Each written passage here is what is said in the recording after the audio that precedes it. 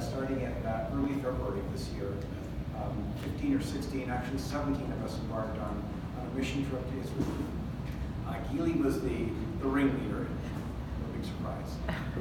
Myself and Barb were co-hosts and helped coordinate things. But really, we didn't do much, did we? We just kind of went along for the ride. It was kind of cool.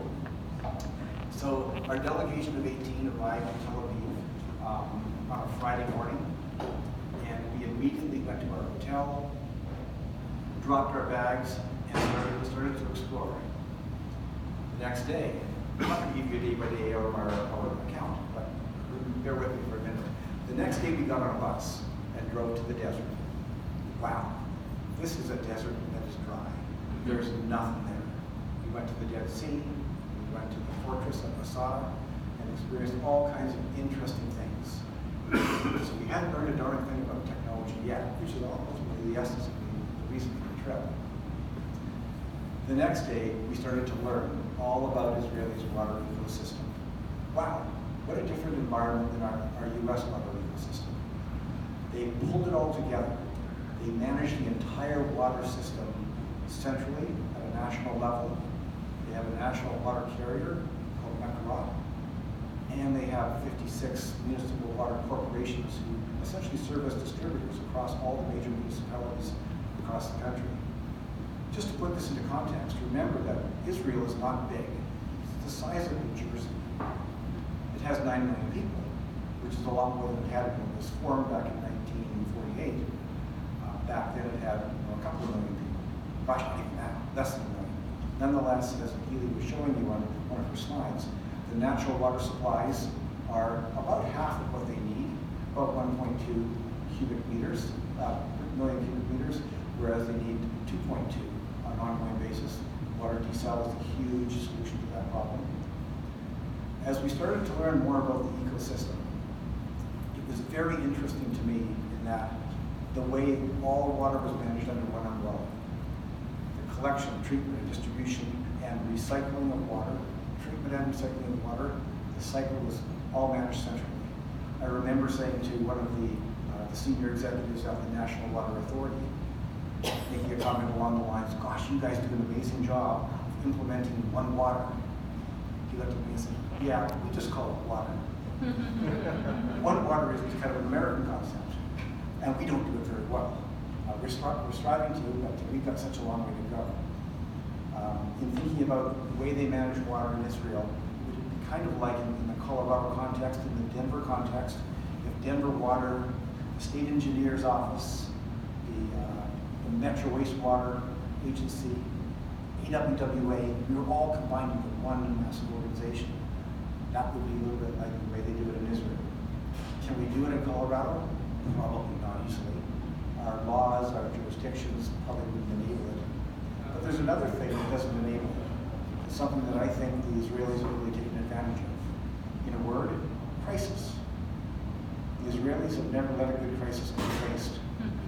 They take advantage of crisis scenarios where they must find better ways to conserve, to reuse, and improve efficiencies.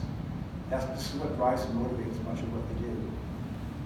The ecosystem of innovation, as Gili and Ari were describing, is quite amazing. It is so well connected. I loved your 1 degree of separation perspective. Everybody seems to know everybody. The connection between government, ministries, technology, education, higher ed, it's all tightly coordinated, but not in a highly formalized way. As you heard comments earlier, meetings just happen. Planning sessions are hours long, not weeks and months and years. It's just a very different organization, and it's producing products and technologies that I think we can use in the US. I know we can use them in the US. We have to find a way to use them. We have some challenges on our side bringing Israeli technologies into our environments, but I think these are all overcomable. I think we can find a way to make things work and take advantage of technologies that aren't yet available elsewhere. While we were learning about technologies through visiting, up to a dozen different technology companies directly and talking to 30 or 35 others in various sessions throughout our stay, we learned so much about I would say it's the zeal to just find solutions and not worry about failure. One of the things that I was marveling at just a couple of weeks ago at a national conference called SWAN in Florida, one water official was saying on the topic of new technology, particularly smart water technology, making the comment, we can't afford to fail. And I went to think, oh, really? We have to find a way that we can afford to fail. In a controlled environment, of course. But failure is a predecessor, a precursor to success almost all the time. The Israelis have figured this out. I think we have opportunity in the US to figure this out as well, and find ways to manage failure scenarios. Of course, we wouldn't want to put our water systems and our service levels in jeopardy, but we don't have to in order to try new technologies and learn and experiment. One last thing I wanted to mention about the trip to Israel, which I think was really, really exciting for all of us. That was the exposure to the country, the exposure to the culture, the exposure to the cities. We visited places like, well, obviously Tel Aviv, that was home base. We visited Caesarea and Masada and Jerusalem. Wow, these are amazing places, thousands of years old. And we got to explore them. We got to go into water tunnels on the side of the city of David that were built 3,000 years ago. Really, really interesting stuff. We got to learn about how this fortress at the top of a mountain called Masada maintained a water supply system 2,000 years ago. Really, really interesting stuff. Oh, and there's one more thing. And Healy warned me about this before leaving. About 3 or 4 weeks before our trip started, she gave me the heads up, start to diet and fast now. What are you talking about? Trust me, start to diet and fast now. Because when you get there, there's going to be so much food. It's going to be amazing food. Barbara, yeah? It was amazing food. And it didn't stop. It went on day after day, night after night.